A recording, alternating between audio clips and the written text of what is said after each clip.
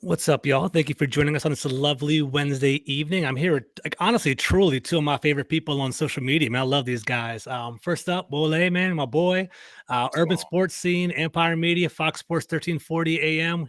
We just talk about your hustle offline, man. You hustle, always Yeah. hustling out there. Always grinding, man. Always grinding, man. It's a pleasure to Uh, be on, man. It's a pleasure to uh, be on. of course, man. Hopefully you're doing well. Also, my guy Adam and Aniba, one of the first people I met on social media a couple of years ago. He's always grinding, small school evals, weekly reports on Burgundy and Gold Report.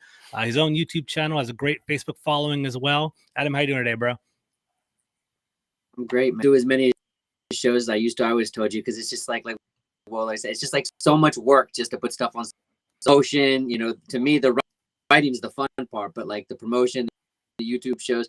So it's like up with like people who are like the same that haven't changed over the last 3-4 years. I appreciate it. 100%, man. All good people right there. So it's good to see you all. So this is week, we're going to week 10, believe it or not, guys. The football season's flying. We're more than halfway through the season. This is kind of where the real teams kind of rise to the top and the bad teams kind of fall to the bottom. Washington's right there in the middle. Washington's sitting there at 4-5. We had a pretty bad loss. I was there. I saw it in person. We lost 17-20 to the Vikings. Well, it was start off the you, man. Like, what do you think? What's the state of affairs for Washington? How do you take it? Like, is this kind of where you expected there to be?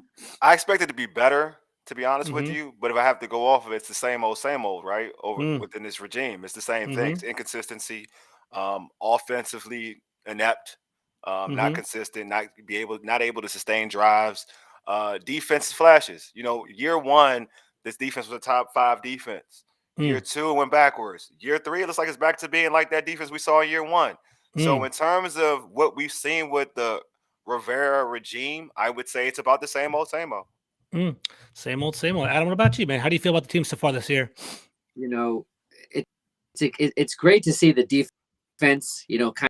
Kind of curls a big reason that is, and I'm excited to see what Chase Young brings because he's going to come and just light it up. But what he's going to do is he's going to draw a lot of attention, and I'm still waiting for Sweat to have flashes. But I'm waiting for him just to have that game. So I think with Chase Young, but the offense, man, you know what I mean? Like it's fans, it's comical sometimes about the Taylor Heinicke train, and we've seen how far he can get this team, and we'll talk about it in a little bit. I think this Philadelphia game, to me, that's it. If he can come out and it's not the defense and he can win this game, that would be huge. But I don't see it right now, and make some kind of change on offense because Turner, he's a major problem. They need somebody to bring a spark. Is it a rookie that can bring the spark? And Sam Howell's a guy I've been watching since 2009. Any other quarterback that's in the league right now. So I think besides what we're hearing, this and that, I think that's like a lot of just sheep, jumping on the same idea. The kid's a gamer. I need a spark right now, and the way the defense is going, they're basically wasting the defense's performance. That's where I'm at. That's a great point. We'll definitely talk about that later on in the show as well. Our defense has definitely risen to the occasion. We have been pretty, borderline elite over the past couple of weeks, and we'll talk about that for sure. Yeah. One thing that I was kind of thinking about, just daydreaming, driving around the city, man, is like, what is the identity of our team? Like, that's kind of like where we're at. Like, well, like after 9 games, like, how would you describe Washington? If someone's like, what are your strengths, what are your weaknesses? Like, what's your identity? How would you break it down, Wale? If I would have to break this team down, I think Adam kind of talked about is the defense. I think the defense is the defensive identity. You Mm-hmm. got to lean on it. If you don't have the guns offensively, what I mean by that, they got the tools, right? They got Mm-hmm. offensive talent, so let's not go that route. But if you Mm-hmm. don't have the offense in terms of a whole to get points, then you got to lean on this defense, and you got to have that identity. That identity. Know what we're going to lean on this defense. We're going to like have play that ball possession game. Defenses that teams that we've seen in the past. The Tennessee Titans, I'll say the Tennessee Titans went into Kansas City, high-powered Kansas City with Pat Mahomes and ran the ball basically throughout. You know Mm-hmm. what I mean? Yeah. Like their quarterback was unable to throw the football, and that's their identity. So when you think of the Tennessee Titans, their identity is to run the football, play solid defense. Mm-hmm. Washington has a solid defense. They got 2 running backs that are capable of helping you out. So to me, when I look at that situation where that should be your identity, but at the same time, if we're looking at it for what it is, they don't really have an identity. That's the problem. They don't have an identity. But if me and you looked at this team and we had to break it down and we're like, what should this team be? What should the identity of this team be? It's easy, but how they play it, it's like, okay, prime example in the game against the Minnesota Vikings, it's 4th and 1.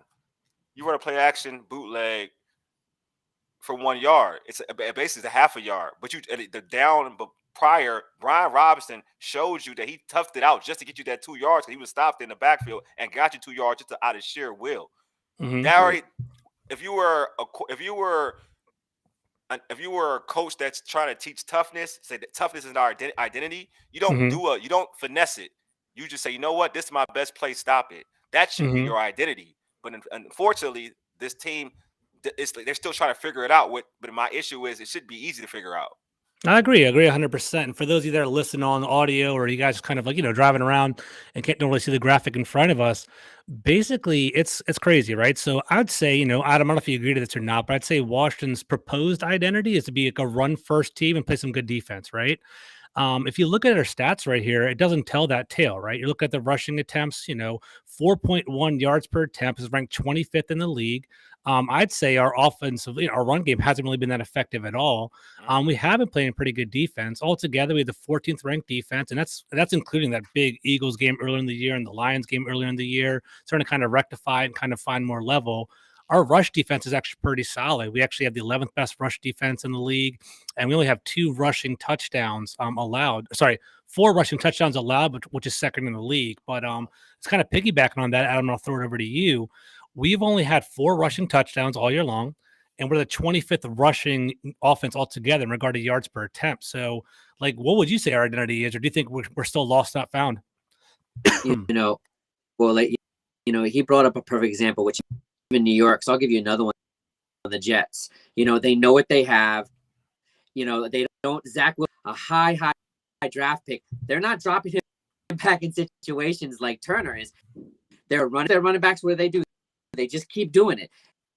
And I think when you have a guy like Taylor become a running team, you start with going some more RPOs with him. I hear people say it's actually the other way around. RPO actually can preserve your quarterback. Your quarterback's going to be moving. There's a lot more moving, but it's not going to hurt him. You know what I mean? Unless he's holding the ball more than 50% of the time, have at least 5-6 design runs a game. That's what we're talking about here. Especially when we get in the red 3rd and short situations, and you've got him in shotgun. You've got you've got to make up 5 yards, and I think that some teams can get away with doing it with their offensive lines that are superior.